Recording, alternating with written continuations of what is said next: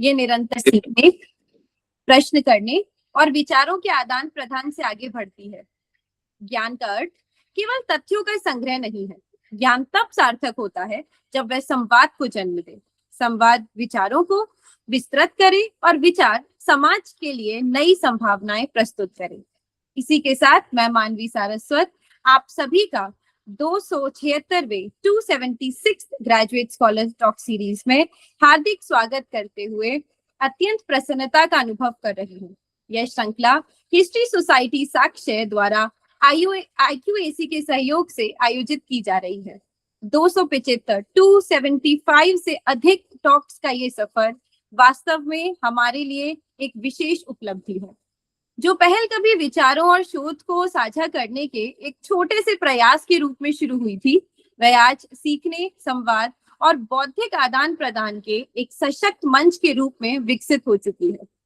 प्रत्येक टॉक अपने साथ नई आवाजें, नए दृष्टिकोण और सार्थक चर्चाएं लेकर आती है, जो इस मंच को और अधिक समृद्ध बनाता है। ये यात्रा हमारे सभी वक्ताओं, प्रतिभागियों और आयोजकों के सामूहिक प्रयास का परिणाम है। विशेष रूप से हमारे समर्पित मॉडरेटर्स की निरंतर मेहनत, जो कि है mister Ajay Gupta, mister Shubham Tiwari, mister Saurabh Singh, mister Shailendra Rathore, miss Samriddhi Kanpal and by Manvi Saraswat, और हमारे मार्गदर्शक डॉक्टर मनीष कर्मवार के सतत मार्गदर्शन, प्रोत्साहन और सहयोग के बिना यह संभव नहीं हो पाता। अब मैं आगे बढ़ते हुए अत्यंत हर्ष के साथ आज की हमारी विशिष्ट अतिथि प्रीति मैम का स्वागत करना चाहूंगी। मैम अर्थशास्त्र के क्षेत्र की एक प्रतिष्ठित विदुषी हैं। उन्होंने कुरुक्षेत्र विश्वविद्यालय से स्नातक, जवाहरलाल नेहरू विश्वविद्यालय से अर्थशास्त्र में स्नातकोत्तर तथा दिल्ली विश्वविद्यालय से एमफिल की उपाधि प्राप्त की है। वे JNU एवं दिल्ली विश्वविद्यालय दोनों की गौरवशाली पूर्व छात्रा रही हैं। शैक्षणिक उपलब्धियों के साथ साथ उन्होंने खेल एवं राष्ट्रीय सेवा के क्षेत्र में भी उल्लेखनीय योगदान दिया है। वे राष्ट्रीय स्तर की हॉकी खिलाड़ी रही हैं तथा राष्ट्रीय कैडेट कोर NCC से भी जुड़ी रही हैं। उनकी उपलब्धियां अनुशासन, नेतृत्व क्षमता और समर्पण का उत्कृष्ट उदाहरण प्रस्तुत करती है। ग्रेजुएट स्कॉलर टॉक सीरीज की ओर से हम मैम का हार्दिक स्वागत एवं अभिनंदन करते हैं। हमें पूर्ण विश्वास है कि उनके विचार, अनुभव और मार्गदर्शन आज की चर्चा को और अधिक समृद्ध, प्रेरणादायक एवं ज्ञानवर्धक बनाएंगे।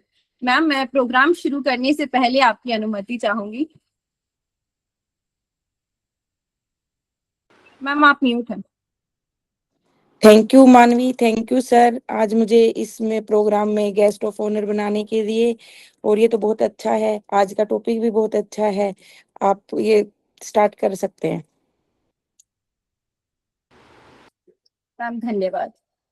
अब आगे बढ़ते हुए कल्पना कीजिए कि दिल्ली की एक शाम है, मंडी हाउस की गलियों में हलचल है, कमानी ऑडिटोरियम और श्रीराम सेंटर के बाहर दर्शकों की भीड़ जुट रही है।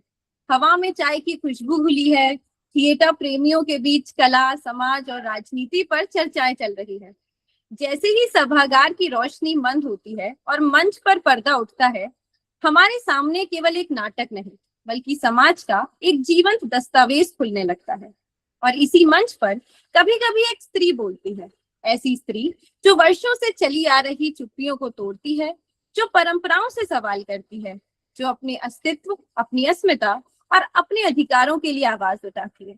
वर्ष 2000 के बाद के हिंदी नाटकों में महिला नाटककारों ने ऐसे अनेक स्त्री पात्रों को जन्म दिया है जिनका विद्रोह केवल विरोध नहीं बल्कि आत्म अभिव्यक्ति, स्वाभिमान और स्वतंत्र पहचान की एक सशक्त घोषणा है। ये पात्र हमें ये सोचने पर विवश करते हैं कि समाज में स्त्री की भूमिका को कैसे देखा गया है और वे स्वयं अपने लिए कैसी जगह निर्मित करती हैं। इन्हीं प्रश्नों, संघर्षों और स्त्री चेतना के विविध आयामों को समझने के लिए आज हमारे बीच आंचल झा उपस्थित है, जो महिला नाटककारों के नाटकों में स्त्री पात्रों का विद्रोही स्वर वर्ष 2000 के बाद के नाटक पर अपने विचार प्रस्तुत करेंगे।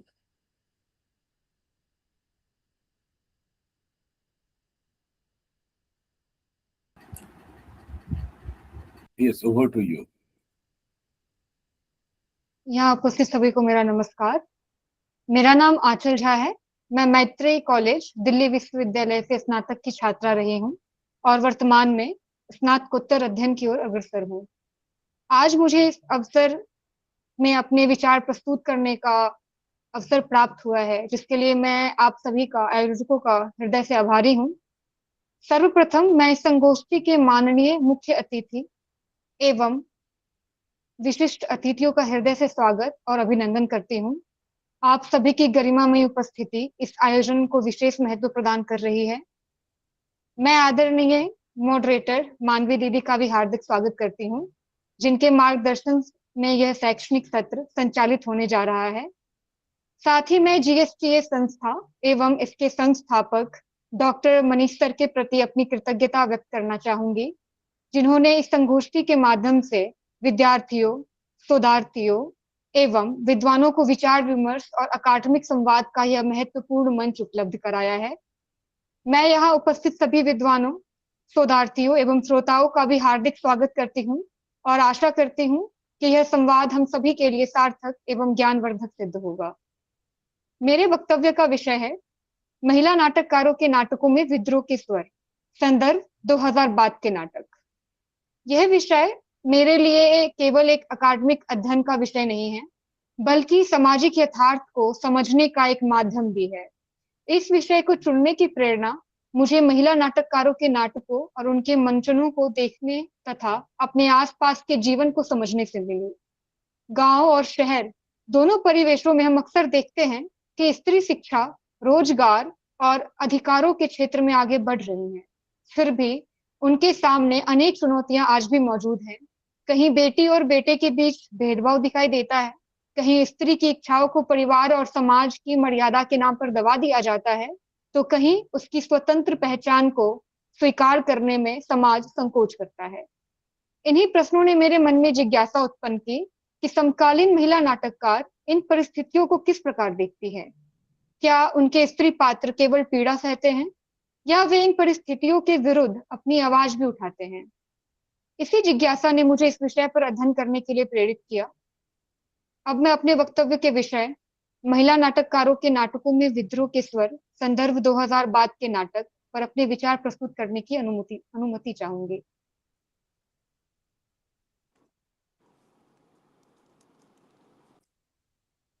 Yes, go ahead, please. स्त्री पैदा नहीं होती, स्त्री बनाई जाती है।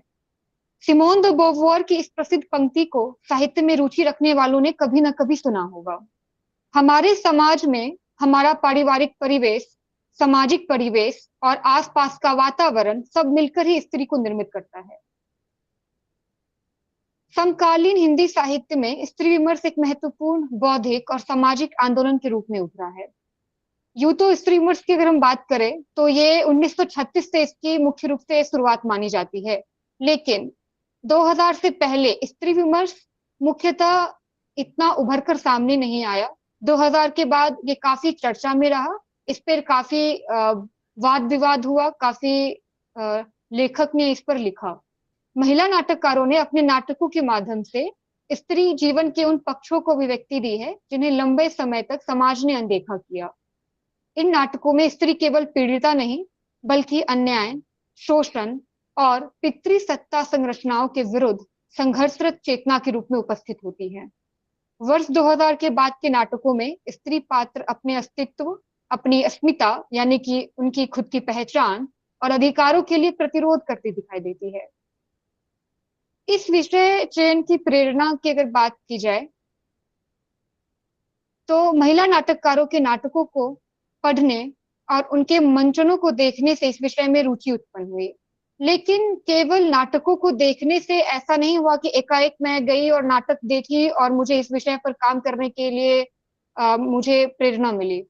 मैं जब अपने आसपास देखती हूँ, अपने अगर गांव में मैं जाती हूँ तो जो मैंने स्त्री और पुरुषों के बीच में जो एक लंबी चलती आई खाई को देखा है, जो परंपरा के नामों पर जो बंदिशें लगाई जाती है, उन सभी चीजों को देखते हुए जब मैंने इस नाटक को देखा, एक महाश्वेता देवी की कहानी है बायन, उस पर उषा गांगुली जी ने नाटक का मंचन किया।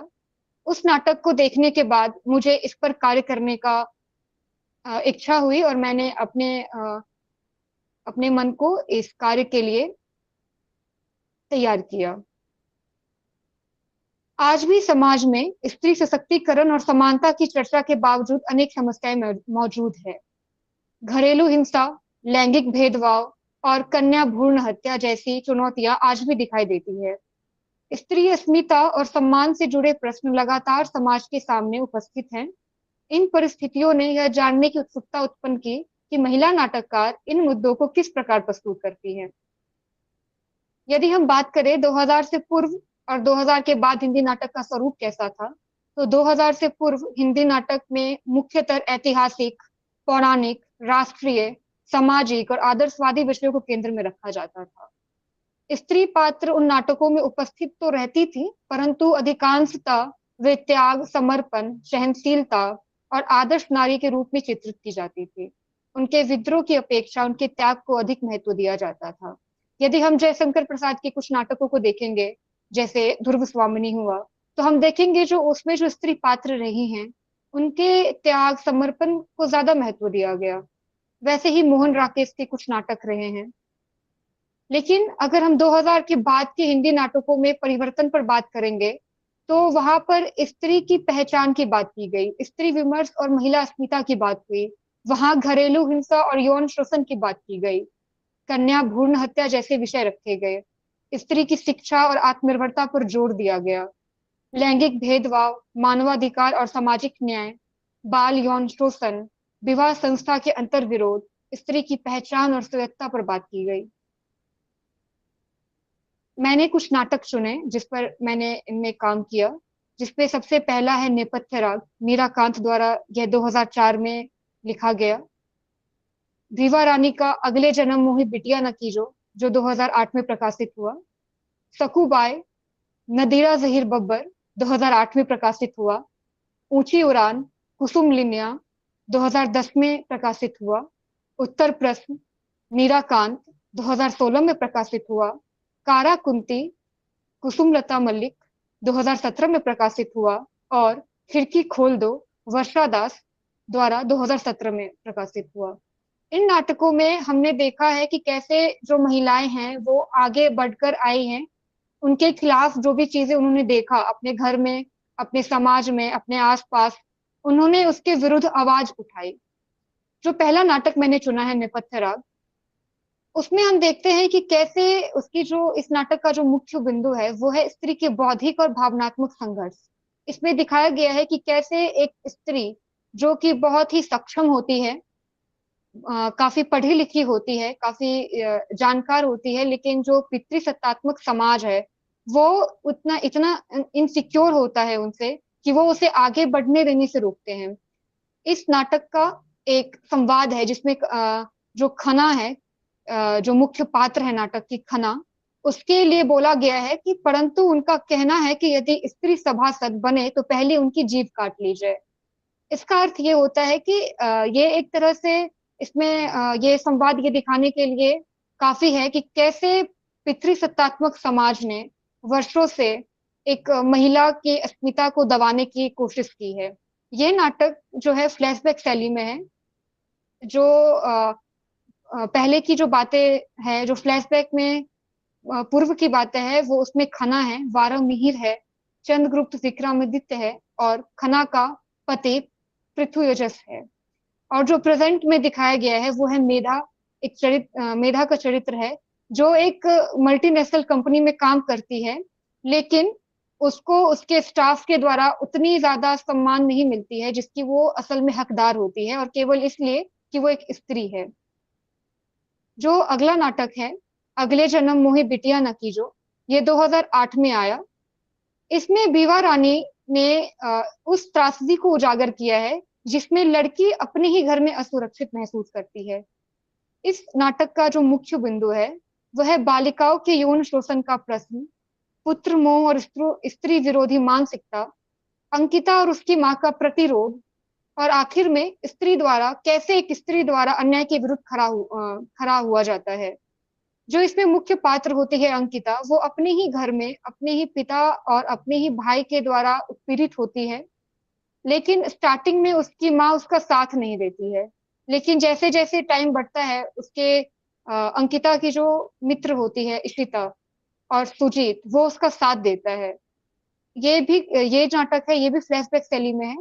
इसमें जो फ्लैशबैक है वो एक मिथिला की राजकुमारी को दर्शाया गया है, जिसमें एक चंपाकली होती है। उसके भाई को अपनी बहन के प्रति आसक्ति होती है और उसके पिता इसलिए मान जाते हैं क्योंकि वो पुत्र मुंह में अंधे होते हैं। तो इस नाटक में मुख्यतः पुत्र मोह को दिखाया गया है कि कैसे पुत्र मोह में आकर के जो पुत्री होती है उसे नजरअंदाज किया जाता है। जो अगला नाटक है सकुबाई, ये नदीरा जहीर बब्बर द्वारा लिखा गया है। इसमें सकुबाई जो होती है वो बहुत ही छोटी उम्र से रोटी कमाने के लिए काफी विषम परिस्थितियों में फंस कर शहर आती है। शहर में आकर दिखाया जाता है कि शकुंतला से सकुबाई कैसी बनती है। वो जब वो अपनी गरीबी मिटाने के लिए शहर जाती है अपनी माँ के साथ, तो अपने मामा के घर रुकती है। और जब वो मामा के घर रुकती है तो उसके मामा के द्वारा वो प्रताड़ित होती है, तो उसकी माँ उसके खिलाफ आवाज उठाती है। तो नानी के द्वारा उस दोनों को घर से बाहर निकाल दिया जाता है।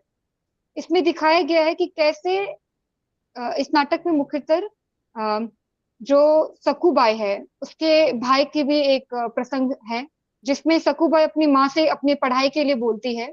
तो वो कहती है तुम पढ़कर क्या करोगी, तुम रोटी बनाना सीखो। और जब उत्तर में वो कहती है क्यों, नितिन भी तो जाता है, तो वो उसके उत्तर में कहती है हाँ वो लड़का है वो जाएगा, तुम क्या करोगी। लेकिन जब सकुबाई को बेटी होती है तो वो उस बेटी को पढ़ाई के लिए साइली के पढ़ाई के लिए वो काफी मेहनत करती है और साइली को एक अच्छे जगह पर प्रतिष्ठित संस्थान में पढ़ाती है। एक तरह से इस नाटक में विरोध भी दिखाया गया है कि कैसे महिला ने उनके विरुद्ध जो भी चीजें हुई उसके विरोध में खड़ी हुई। जो अगली नाटक है वो है ऊंची उड़ान। इस नाटक में कन्या भ्रूण हत्या का प्रश्न जो है वो मुख्य रूप से दिखाया गया है। बेटी को बोझ बांधने की मानसिकता दिखाई गई है। इस नाटक की जो मुख्य पात्र रही हैं दीप्ति, उनका जो आत्मनिर्भर वो बनी उसका संघर्ष दिखाया गया है। इस नाटक के जो मुख्य पात्र होते हैं दीपक और दीप्ति, वो पति पत्नी होते हैं और दीपक पुत्र मोह की आशा में अपनी बीवी और अपने दोनों बेटियों को घर से बाहर निकाल देते हैं। उसके बाद दीप्ति ने सिलाई करके अपनी दोनों बेटियों को पाला और आखिर में उसकी बेटी महक एक आईएएस अफसर बनती है और दूसरी बेटी खुशी एक अच्छे जगह पर काम करती है। इस नाटक में स्थान स्थान पर कविताओं का भी प्रयोग किया गया है, जिसमें एक कविता है, तुम सुनहरी भोर बिटिया, क्यों समझती खुद को तुम कमजोर बिटिया, अपनी ताकत पर करो तुम गौर बिटिया। इसके माध्यम से बताया गया इस कविता के माध्यम से कि अगर कोई भी स्त्री अपने ऊपर विश्वास करेंगे, अपने ऊपर उसको उनको विश्वास रहेगा, तो वो आगे बढ़ सकती है। इसके बाद जो अगला नाटक है वो है उत्तर प्रश्न, जो 2016 में आया। मीराकांत का यह नाटक कश्मीर की पहली महिला शासक यशोवती की कथा पर आधारित है। इस नाटक में मुख्यतः यशोवती का राज सत्ता पर अधिकार दिखाया गया है। पुरुष वर्चस्व को चुनौती दी गई है। सत्ता में स्त्री की भागीदारी और नेतृत्व दिखाया गया है। इसकी जो मुख्य पात्र है वो यशोवती है और इस नाटक में दिखाया गया है कि जब यशोवती गर्भवती होती है तो वो कैसे उसके मन में शंका होती है कि अगर उसका पुत्र नहीं हुआ तो क्या उसकी अगर बेटी हुई तो क्या उसको मार दिया जाएगा। और जब उसको पुत्र होता है तो वो अपने पुत्र को शिक्षा देती है और उस शिक्षा में बोलती है कि उसका पुत्र हमेशा एक ऐसा राजा ऐसा शासक बने जो स्त्रियों के लिए, हर वर्ग के लोगों के लिए समान रहे। उसके बाद जो अगला नाटक है कारा कुंती, इसमें कुसुम लता मलिक ने इस नाटक में मुख्यतः परंपरागत स्त्री छवि का प्रतिरोध किया है। स्त्री अस्तित्व की खोज की बात की गई है और सामाजिक कैद को कैसे तोड़ते हैं इस पर बात की गई है। इसकी जो मुख्य बात कुंती है, उनकी एक संवाद है जिसमें वो कहती है कि मेरा बचपन तब मुझसे अलग नहीं हुआ था, किंतु राज परिवार के कठोर नियमों ने निम्रता से हम दोनों को काट कर अलग कर दिया। इसमें दिखाया गया है कि कैसी एक लड़की को, हम देखते हैं आज भी, अक्सर आज भी हम गांव में देखते हैं कि बच्चियां जब 6वीं 7वीं में होती है तभी उनसे बोला जाता है कि खाना बनाओ या रोटी बनाना सीखो, लेकिन जो पुत्र होते हैं उन्हें नहीं हम देखते हैं कि वो कुछ बनाते हैं। वैसे ही जब एक लड़की को एज अ खिलौना हम कुछ गिफ्ट देते हैं तो हम उसे या तो बारबी देते हैं या तो किचन सेट देते हैं, लेकिन वही जो एक लड़का होता है उसे हम जब गिफ्ट देते हैं तो कार देते हैं, इस प्रकार का गिफ्ट देते हैं। तो एक तरह से जो बच्चे बड़े होते हैं तो उनको छोटे से ही उनके दिमाग में एक तरह से एक संकीर्ण मानसिकता उपजने लगती है कि स्त्री और पुरुष अलग हैं।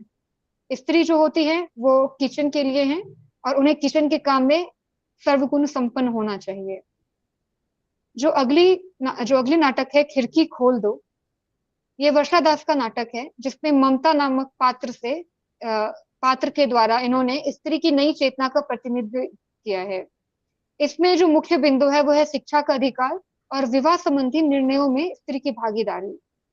हम देखते हैं आज भी बहुत जगह पे जो लड़कियां होती हैं उन्हें शादी को लेकर उनसे पूछा नहीं जाता है, उनसे उनकी सहमति नहीं मांगी जाती है। इस नाटक में इसी पर बात की गई है और इसी के विरोध आवाज उठाया गया है।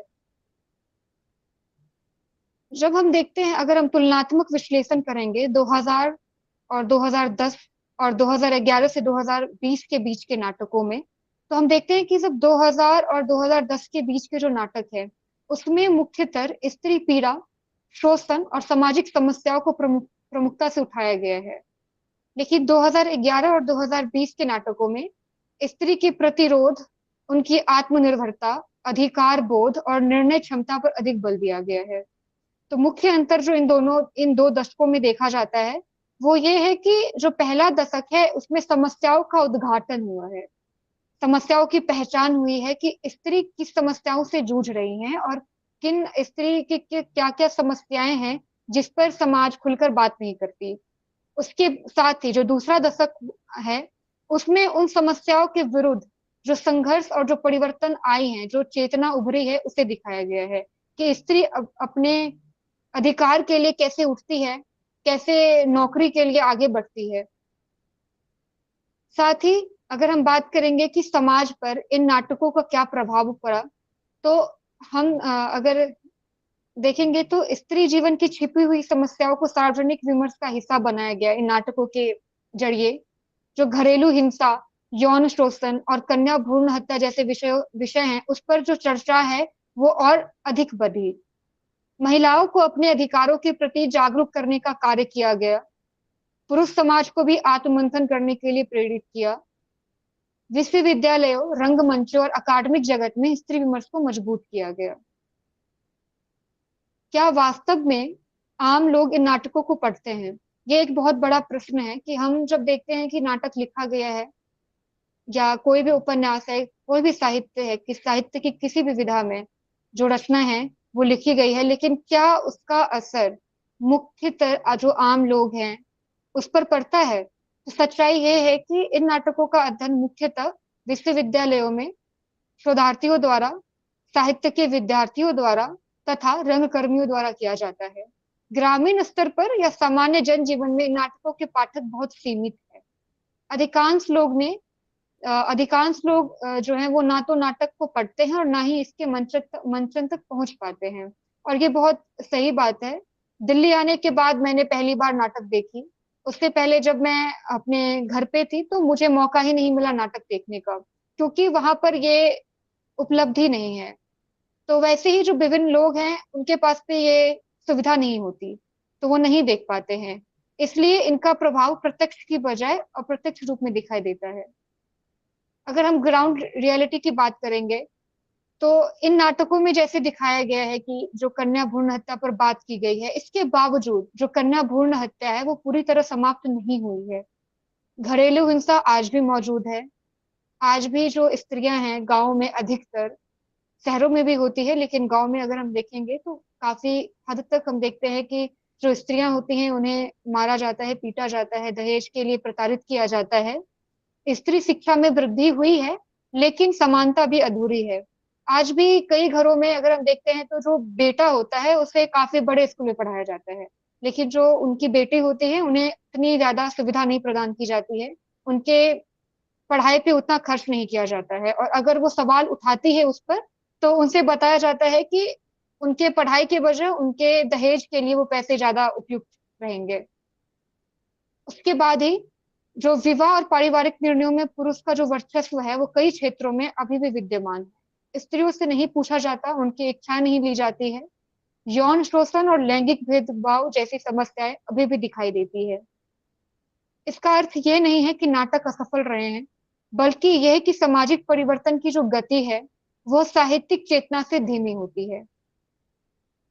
साथ ही अगर हम इस विषय के निष्कर्ष और इसकी प्रासंगिकता पर आए तो जो 2000 के बाद के महिला नाटककारों ने स्त्री को पीड़िता नहीं बल्कि चेतना, प्रतिरोध और परिवर्तन की शक्ति के रूप में प्रस्तुत किया। पहले इन्होंने, इन नाटककारों ने जो समस्या है उसकी पहचान की, उसके बाद उस समस्या के बाद उसके विरुद्ध आवाज उठाने के लिए उन्होंने काम किया।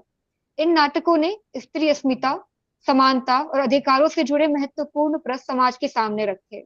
जैसे अगर हम नेपथ्य राग की बात करें, उसमें जो सबसे प्रमुख सवाल उठे हैं ये यही है कि क्या स्त्री अगर ऊंचे पद पर है तो ये पुरुष को ये क्यों नहीं समझ में आता है कि इन्होंने भी उसी के जैसे पुरुषों ने उसके प्रति काम किया है वैसे महिलाओं ने भी काम किया है, तो उन्हें समान अधिकार क्यों नहीं मिलता है या उनको वो समान इज्जत क्यों नहीं मिलती है। उसके बाद जो लेकिन अगर प्रासंगिकता की बात करें नाटकों की तो इनकी जो पहुंच है वो मुख्यतः अकादमिक और रंगमंचीय जगत तक सीमित है, लेकिन फिर भी इन्होंने नाटककारों ने अपनी वैचारिक परिवर्तन की दिशा में महत्वपूर्ण योगदान दिया है। इसके साथ ही नाटकों द्वारा उठाए गए प्रश्नों और स्त्री की आवाज को व्यापक समाज तक पहुंचाना हमारी भी एक तरह से सामूहिक जिम्मेदारी है। इसके साथ ही एक सबसे जो प्रमुख सवाल ये है कि मैंने नाटक को ही क्यों चुना इस विषय के लिए। मैं चाहती तो मैं उपन्यास या कोई अन्य विधा भी चुन सकती थी, लेकिन मैंने नाटक को इसलिए चुना क्योंकि जो नाटक जो होती है वो एक दृश्य विधा है, और साथ ही दृश्य विधा के जो प्रभाव होते हैं वो अन्य विधाओं से अधिक होता है, इसलिए मैंने नाटक को चुना। धन्यवाद।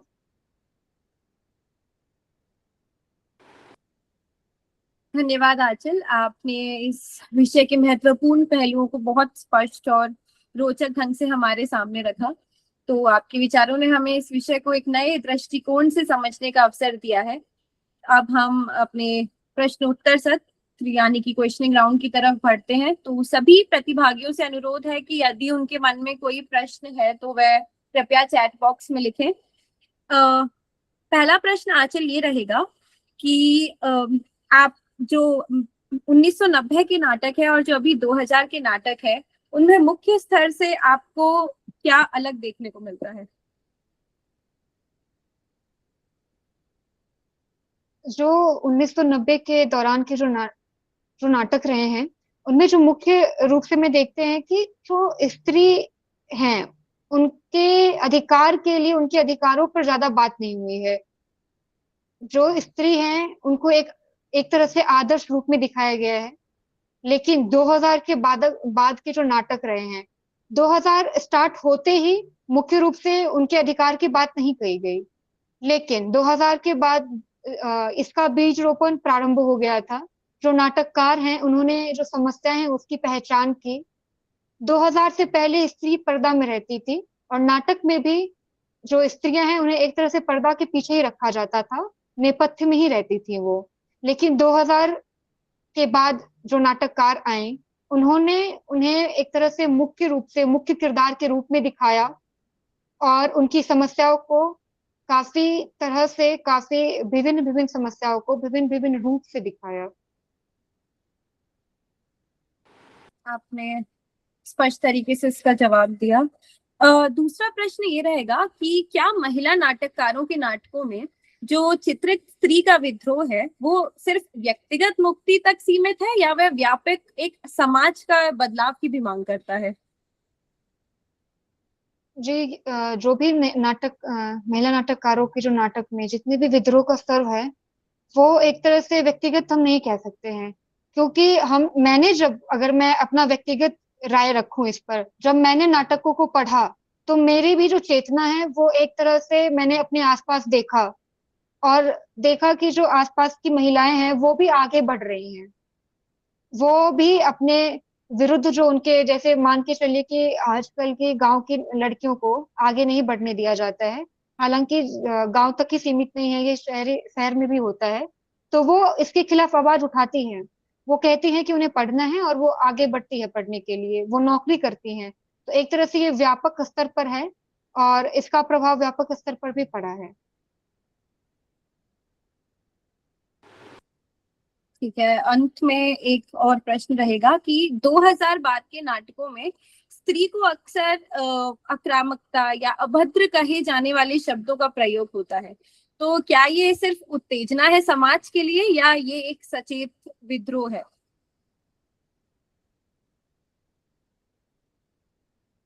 ये जो अभद्र जो चीजें कही जाती हैं, वो इसलिए कही जाती है कि अगर हम देखें, तो जो महिलाएं अपने लिए आवाज उठाती हैं या अपने हक के लिए बोलती हैं, उन्हें या तो घर के लोग बोलते हैं कि ज्यादा, मतलब हम सुनते हैं कि ज्यादा पढ़ लिख लेने से दिमाग स्थिर नहीं रहता। तो ये हमें सुनने को मिलता है।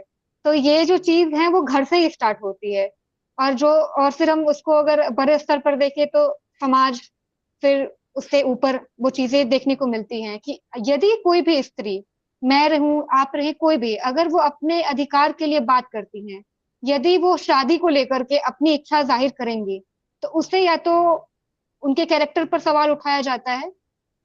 तो इसलिए जो अधिकतर जो पुरुष सत्ता जो है हमारे समाज में, वो इनसिक्योर है, इसीलिए ऐसी बातें होती है। जब तक नारी ने अपने अधिकारों के लिए आवाज नहीं उठाया, तो उन्हें देवी कहा गया, उन्हें देवी की तरह पूजा गया। लेकिन जब उन्होंने अपने अधिकारों के लिए आवाज उठाना स्टार्ट किया, तब उन्हें कुलक्षणी का दर्जा दे दिया गया।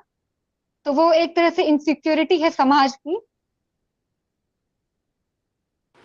धन्यवाद आंचल, आपने काफी अच्छे से उत्तर दिया। अब बस एक प्रश्न मेरी तरफ से रहेगा कि जीएसटीएस मंच पर आपका क्या अनुभव रहा? मेरा बहुत अच्छा अनुभव रहा, मैंने बहुत कुछ सीखा। और आपका भी धन्यवाद दीदी, आपने बहुत कुछ बताया कि कैसे करना है, कैसे पीपीटी तैयार करनी है। और साथ ही मैंने इस विषय पर और अधिक अधिक गहरे से उसको पढ़ा, जाना। इस विषय पर बोलने से पहले इस विषय को मैंने ऑलरेडी पढ़ा हुआ था, लेकिन इतने व्यापक रूप से मुझे भी नहीं पता था। लेकिन जब मैंने इस विषय पर बोलना शुरू किया, तैयार हुई, तो मैंने इस विषय को और गहराई से पढ़ी, अपने आसपास देखा, उनसे बात किया, वो क्या जानते हैं, अपने मेरी जो सहेलियां हैं, जो आसपास जो लड़कियां रहती है पीजी में, उनसे बात की, उनका क्या अनुभव रहा है। तो व्यापक रूप से मुझे फायदा हुआ है इससे। धन्यवाद आंचल, आप हमारे साथ जुड़े रहिएगा। अब हम आगे बढ़ते हुए मैं प्रीति मैम से विनम्र अनुरोध करती हूँ कि वह अपने बहुमूल्य अंतिम विचार एवं मार्गदर्शन हमारे साथ साझा करें।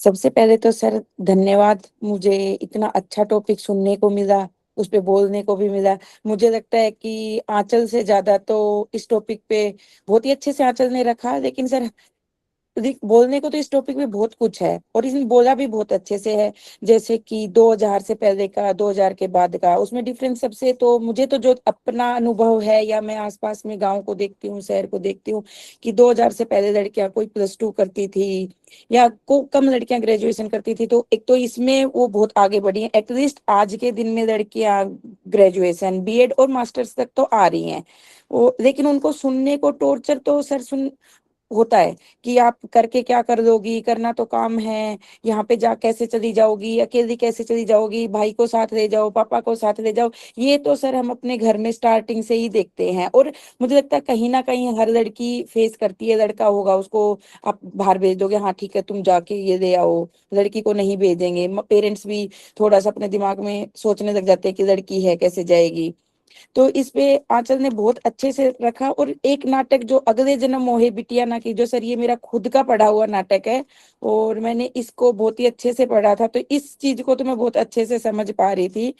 पर चेंजेस आए हैं बहुत अच्छे से, मतलब अभी आ भी रहे हैं। जैसे लड़कियां हर फील्ड में आगे जा रही हैं, जहां जा रही हैं वहां पे टॉप भी कर रही हैं, वो लड़कों से कहीं आगे निकल रही हैं। उनका कुछ एग्जाम्पल देके और भी लड़कियां पढ़ पा रही हैं, पेरेंट्स भी समझ पा रही हैं। न्यूज़पेपर में भी आता है, मतलब सबका आता है, उस लड़की ने वहां टॉप किया, उस लड़की ने ये अच्छी पढ़ाई की, यहाँ पे गई। तो कुछ कुछ पेरेंट्स का बदलाव भी आ रहा है। तो कुछ चेंजेस तो हुए हैं, आगे भी होंगे सर, उम्मीद यही कर रहे हैं। और जो जो लड़कियां आज इस टॉक में आई हैं, कम से कम वो तो अपने पेरेंट्स को समझा पाएंगी, आपस में भी कर पाएंगी। वहां पे मेरा ही थॉट चेंज हुआ है कुछ कुछ। मुझे लगा कि ये तो बहुत ही अच्छे से बोला, और कुछ मतलब इतना सुना हुआ लग रहा था कि मुझे लग रहा था कि हाँ ये सब तो होता है, ये सब तो एकदम, ये बहुत ही सही बात थी कि सर पहले जो लड़की, आज के दिन भी सर गाँव में ऐसा देखने को मिलेगा।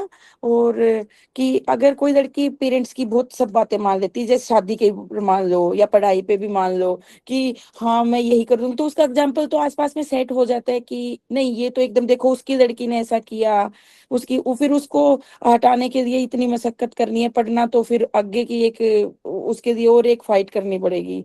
तो बहुत अच्छा टॉपिक था। चल, और इस पे तो मुझे लग रहा है और भी अच्छे से कभी ना कभी एक टॉक और भी रखी जा सकती है सर। और आपका बहुत धन्यवाद सर, मुझे आज यहाँ पे बोलने का, इतना बोलने का मौका तो मिला।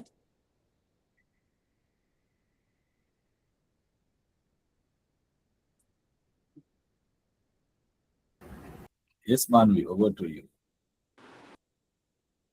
मैम धन्यवाद। और ग्रेजुएट स्कॉलर टॉक सीरीज, और हम सब आपका हार्दिक आभार व्यक्त करते हैं कि आपने अपना बहुमूल्य समय निकालकर हमारे बीच अपनी उपस्थिति दर्ज कराई और अपने विचार साझा किए। अब आगे बढ़ते हुए मैं अगले सप्ताह की स्पीकर वैष्णवी को आमंत्रित करती हूँ कि वह अपने विषय का संक्षिप्त परिचय प्रस्तुत करें। Thank you so much, Ms. Manvi. Am I audible and visible? Thank you. So before I introduce myself and about my topic, at first, I would like to congratulate to today's speaker, Ms. Kajal, for such a great talk and wonderful depiction of your topic. And moving forward, I would like to extend my heartfelt gratitude to today's guest of honor for bringing out such a beautiful insight for students like us.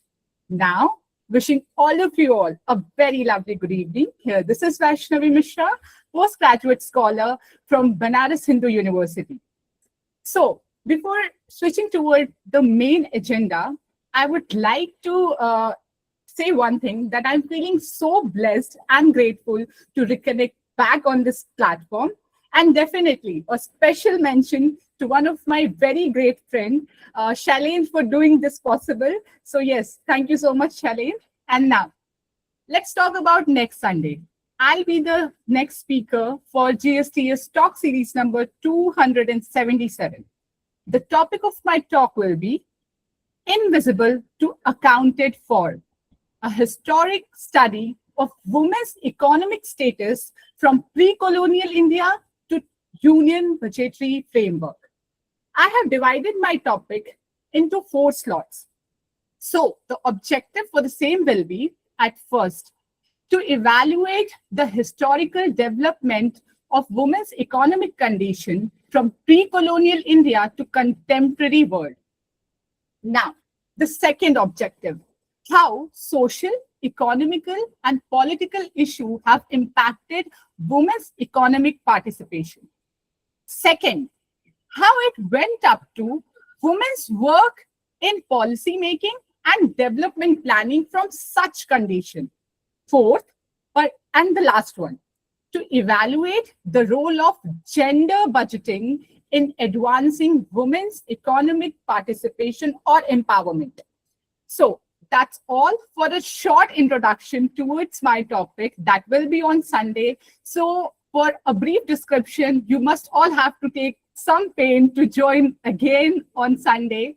So yes, last but not the least, before leaving the stage, I would like to invite all of you all to reconnect back on the same platform for next Sunday. That's 21st of June, sharp at 5 p.m. Thank you so much. Over to you, Ms. Manvi. धन्यवाद वैष्णवी। और आप सभी से अनुरोध है कि अगले सप्ताह आयोजित होने वाले जीएसटीएस टॉक में जहां पे वैष्णवी बोलेंगी, इसके सहभागी बने और इस संवाद को और आगे बढ़ाएं। अब अंत में आज की इस टॉक में अपनी उपस्थिति, सक्रिय सहभागिता और बहुमूल्य समय देने के लिए मैं आप सभी प्रतिभागियों का हृदय से धन्यवाद करती हूँ। आपकी जिज्ञासा, प्रश्नों और विचारों से इस चर्चा को और अधिक सार्थक एवं जीवंत बनाया है। हम आशा करते हैं कि आज का ये अकादमिक संवाद आपके लिए ज्ञानवर्धक और प्रेरणादायक रहा होगा। साथ ही हम आप सभी को अगले सप्ताह आयोजित होने वाले टॉक के लिए भी सादर आमंत्रित करते हैं। इसी के साथ आज के टॉक के औपचारिक समापन की ओर बढ़ते हुए मैं हमारे आदरणीय सलाहकार मनीष सर को अब धन्यवाद व्यक्त करने के लिए बुलाना चाहूंगी। Thank you, Manvi. Today you're absolutely fantastic in Hindi, like Adarniya Salakar. It's a great, and always listening you, Manvi. It's wonderful. And the Vaishnavi Mishra, she just did not mention that she was a student of Samlal Evening College, and after that, completing that college, she went to the Banaras Hindu University. So it's a fantastic to reconnect our old students and the platform personalities. Before I'm going to my remarks and the closing remarks, I would like to invite three of young scholars turned to a regular faculty at Samlal Evening College. So right now, I'm seeing three of young faculty members from Samlal Evening College and two the connecting members of Samlal Evening College. I'm very thankful to Dr. Meena, Dr. Rakesh, Dr. Ajay, Dr. Akriti, and Dr. Ananya. Even I did not know her, but she had joined Samlal Evening College, my previous college, and most of the students, they connected to that college. So one by one, I would like to invite them for their remark, because I'm looking forward towards the GSTS. So, and today it's a 20 minutes now, we will have ample time. So I would like to invite first, and otherwise, I also thanks to the two senior most faculty members of that college, Dr. Pramod Kumar and Dr. D.N. Singh, and the principal and IQC in charge, again Pramod Kumar, and the principal Professor Nachiketa Singh. So these are the whole scenario of this GSTS. I'm a founder and still I'm working towards betterment of this forum. And with my scholars, already all scholars passed out from college, so many are there in the PhD, but still we are working because the college is not away, the part of the university. So my idea is, what if I'm a university professor? So what's the problem? If the college doing something, we are the part of that idea. So right now I'm looking, yeah. So firstly, I would like to invite Ajay for your quick remarks.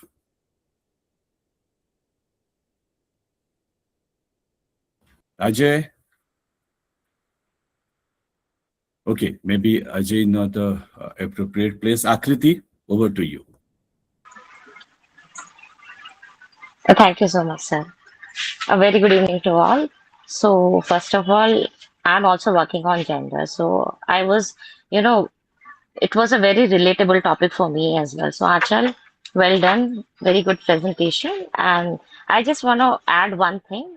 When you were talking about the binary of ग्रामीण समाज और हम जब शहरी की बात करते हैं, तो जैसे आपने कहा था कि ग्रामीण समाज में अभी भी मतलब वो डिग्री का बहुत अंतर है कि शहरों के मुकाबले ग्रामीण समाज में जो शोषण है वो महिलाओं का ज्यादा होता है या उनको अलग नजरिए से देखा जाता है। पर इस पे मेरा थोड़ा सा एक स्लाइटली थोड़ा सा अलग व्यू पॉइंट ये है कि वेनेवर जब भी हम बात करते हैं कि हम कैसे माइग्रेट होके ग्रामीण से या जो अर्बन स्पेसेस में जा रहे हैं, but it is not about the space, क्योंकि मॉडर्न स्पेस होगा, शहरी स्पेस होगा, that is only the infrastructure. But जब हम ट्रेडिशनल मेंटालिटीज की बात कर रहे हैं तो हम कहीं भी जा रहे हैं, अगर हम हम पैसा खर्च करके जीन्स पहन रहे हैं, that doesn't make us modern और that doesn't make us progressive. So I feel कि जब भी हम इन बाइनरीज में डिवाइड करने की कोशिश करते हैं चीजों को, तो हम उन जो इंटरसेक्शंस होते हैं related to exploitation of women और जो जिस तरीके से वुमेन को देखा जाता है, परसीव किया जाता है, तो उस चीज में आई थिंक मेरा ये मानना है कि हम उन बाइनरी को डिवाइड करके ना चलें, हम एक एक एक पैरेलल तरीके से उस चीज को समझने की कोशिश करें। एंड सेकेंड चीज, अनदर थिंग इज, जब हम नाटक की बात करते हैं, of course very important, iconography का अपना रेलेवेंस होता है, जब हम चीजों को देखते हैं तो ग्रास्प भी अच्छे से कर पाते हैं। बट ऑल्दो जब हम बात करते हैं जेंडर से रिलेटेड, और हम बात करें अगर सिनेमा की भी यहाँ पर, जिसका भी बहुत बड़ा इम्पैक्ट पड़ता है सोसाइटी पर, सो आई फील, और मैंने ऐसा देखा भी है, ऐसा पाया भी है कि जब हम मूवीज देखते हैं तो वहां पर भी हमेशा दो तरीके की महिलाओं को दिखाया जाता है। एक जो प्रोटैगनिस्ट होती है, जो एक एक्ट्रेस होती है किसी भी मूवी की, तो उसको बहुत ही ideal, very submissive, very soft spoken दिखाया जाता है। बट वहीं पर जब हम दूसरे तरीके की महिलाओं को दिखाने की कोशिश करते हैं, जिनको हम सो कॉल्ड बैड वुमेन की कैटेगरी में रखते हैं, उनको हम हमेशा ऐसे दिखाते हैं कि वो बाइनरीज को तोड़ने की बात कर रहे हैं, बाउंड्रीज को तोड़ने की बात कर रहे हैं, they are not ideal enough. So iconography भी दोनों तरीके से काम करती है। बट हाँ, ऑफ कोर्स इसका बहुत ही इम्पोर्टेंट रेलेवेंस है और बहुत इम्पोर्टेंट है आज की जो हम नई जनरेशन को देखते हैं, तो उनको भी समझाने के लिए it was a really brilliant topic. So thank you so much sir, well done Aanchal, thank you. Thank you, Akriti. Thank you. Thank you. Always listening. I think Rakesh and Seema just left out this GST is no issues. So I'm moving towards the Ananya, and Ananya, it's the first time we are interacting through the online mode of my scholars. So it's not the topic because this is about the platform, and because you completed your master from GNU and went for the higher study from the abroad. So what's your idea about this platform? Now you're the part of Samuel Evening College. So what do you, Ananya? Sir thank you so much for your introduction. Sir मैं बाहर हूँ इसलिए मैं video on नहीं कर पा रही हूँ। I am doing some chores now, so I am listening, but I am also doing my everyday activities. So thank you so much for creating this platform. Actually, I come from a generation where we didn't have platforms like this, where everybody can come. Of course, there were like seminars and things like that, but आप घर पे बैठे हुए 1 घंटा आप अगर दे सकते हो इस तरीके का discussion, I think it really inspires young scholars.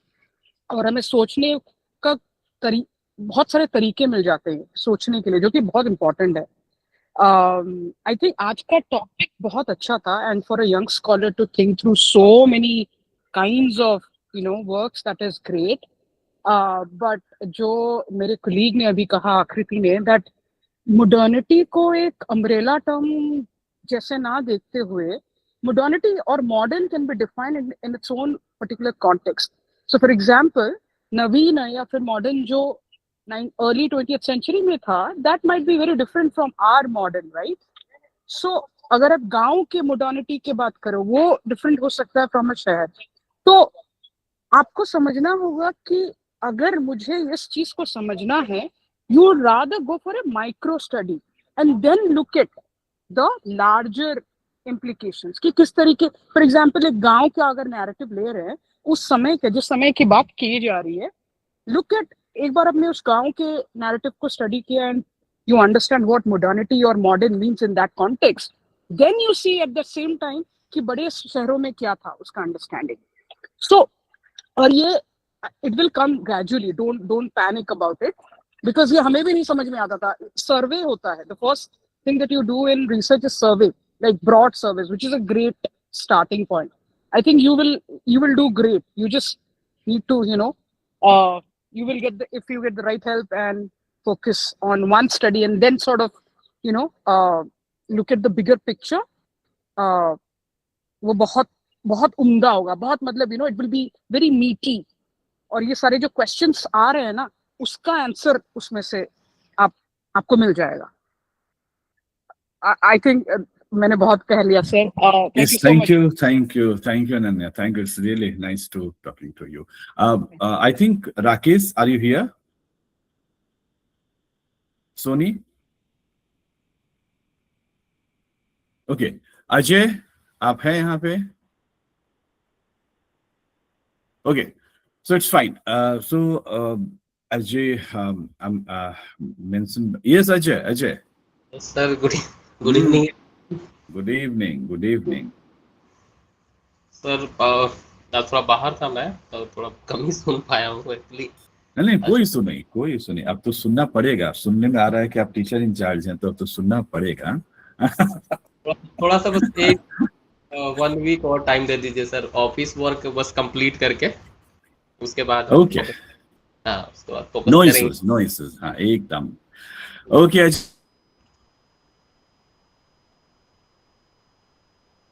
Sir आप म्यूट है. So I would like to invite few of the scholar for remark, and after that I'll give vote of thanks, and that's all. So I think Saurabh, if you are here, so go ahead with the quick remarks. So Mr. Saurabh Sarma.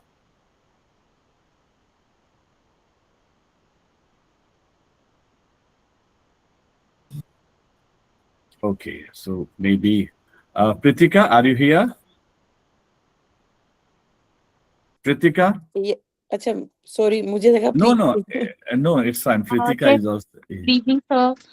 Sir due to sir network issue sir मैं बहुत कम सुन पाई इस चीज़ को sir, लेकिन जो topic है और जैसे sir मैंने मैम का रिमार्क भी सुना सर, वो बहुत ही लाइक रिलेटेबल है, क्योंकि जैसे सर मैम ने बताया कि कैसे, लेकिन आज सर वो पर्सपेक्टिव ज़रूर चेंज हो रहा है कि जैसे फिल्मों में या सर टीवी पे जैसे पहले महिलाओं को दिखाया जाता था कि जो बहुत पॉजिटिव हैं, वो most of the time they were shown as submissive. On the contrary sir जो मतलब अपने राइट्स के लिए बोलती थी, उनको नेगेटिव चीज़ों में दिखाया जाता था. But thankfully things are changing, और जो हमारी जनरेशन की जो स्त्रियां हैं वो उस चीज़ को पॉजिटिवली देख पा रही हैं. So that is a very good thing. Due to sir network issue I was not able to connect earlier. Sorry No, for that. I think you. No. It's your. I think you are outside Delhi. It's fine. Okay. So now it's thanks to everyone, and firstly, I would like to thank today's speaker, a very young, dynamic student from Mathuri College. But as Akriti and other members, they already discussed about it. Do not go for the binary, because we are changing. And it will take some time. These topics are not. I'm not too much interested, because why? Because after this much year, we have to work. Writing, it's fantastic. To the conference, to the seminars, to the writing, it's good that we promote these issues. But these issues now need something on ground work, and universities, colleges, and spending money on these kind of issues. It's good, but we need some kind of changes on ground change. So, and that's why we have formulated this GSTS, and we conducted talks every Sunday. And most of the speakers, I think 70% of speakers, they are from our female students. So this is good idea for GSTS also. And Samlal College evening also got 2 female faculty members. Let's see how they change the whole narrative, because the first thing first, that you are the part and parcel of that system, and after that you have to change that system. Activities, activism, I'm not against all those things, but firstly you be part of that system, and after that you want to change that system. Young scholar Ms. Jha, wonderful, but do not look in one-sided idea. Go and understand what's really going on in the different forums and your house. So start from your home. Okay. start from your home, and after you change your not college, your class setup, after that college, after that India, और उसके बाद पूरा world change होगा. But firstly you have to start from your house. Everything. When the British came to India, what they did, firstly they colonized their neighboring country, and after they colonized the outside world. So this is, if you want some change, kindly make change and get change from your surrounding. This is the first idea. And do not too much involved, because there are good persons around where you got very appropriate idea how to change the world, because nobody can change world. Only one person cannot change the world. One gender cannot change the world. You need the other gender also, and you need some good personality from every sector of your life. So thank you, Ms. Jha, for your wonderful description. I saw some of your teachers and friends are also, thank you very much. Maitri College for giving us a wonderful idea, wonderful students for this forum.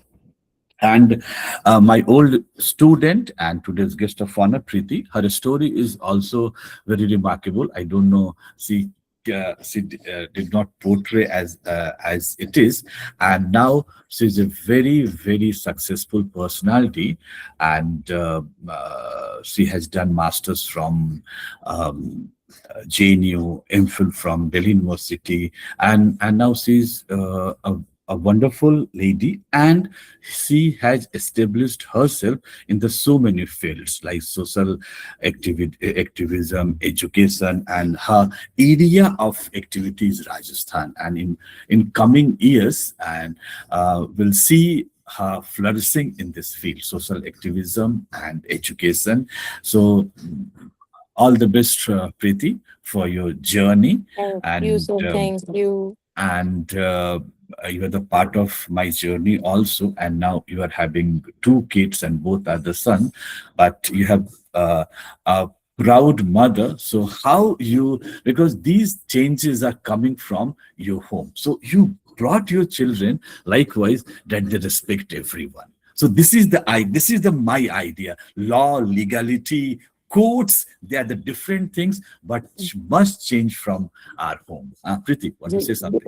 Ji sir, ये एकदम सही है कि सबसे पहले हमें अपने घर से ही स्टार्ट करना पड़ेगा. जो शोषण होता है वो भी घर से ही स्टार्ट होता है सर, और जो चेंजेस होते हैं वो भी घर से ही होते हैं. मुझे पर्सनली ऐसा लगता है कि हम पेरेंट्स ही अपने बच्चों के माइंड में ये सब चीजें डालते हैं, और पहले पेरेंट्स डालते हैं, फिर हम चेंज करना है तो बच्चों को ही चेंज करना है.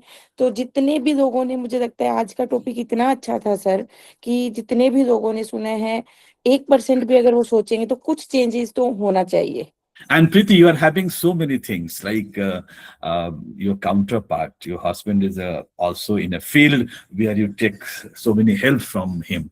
So let's see. I'm with you in the at least 15 years. Thank you so much, sir. Thank you so much. देखते हैं कि आगे how you brought your ideas in the future. Thank you very much, Preeti, for joining. In the morning, I called you and you happily accepted to join this forum. And now I'm thankful to each and every scholar from African studies, from the other universities, and the college teachers from the Maitri College, Samlal Evening College, and the principal, teacher in charges, faculty members of my parent college, Samlal Evening College. And again, I'm thankful to moderators, all the moderators. They are doing very hard work to do all these things, and we need a few help from others also. Like still we are not approaching the other college very well, and I want that at least one scholar from Samlal Evening College will speak in the coming months, at least after the 4 slots, because we approach so many colleges, even few scholars from abroad, they joined us, but still Samlal Evening College, at least we we fix a slot for the Samnal Evening College, though Vaishnavi Mishra from Samnal Evening College, but now she's the alma mater of BHU also. So in the running batches, I want a few scholars join us. So thank you, Manvi, again, and thank you all. We'll join next Sunday with another very good topic. I think 21st June is the yoga, 21st or 22nd yoga day also. We celebrate yoga. So it's a very good topic to be here out. So you all are welcome on next Sunday, and thank you very much again. So it's time to leave. So you leave. I'm the last one who leave because I have to shut down the whole things. And thank you very much again. Okay, Manvi. So we'll meet next. Thank you.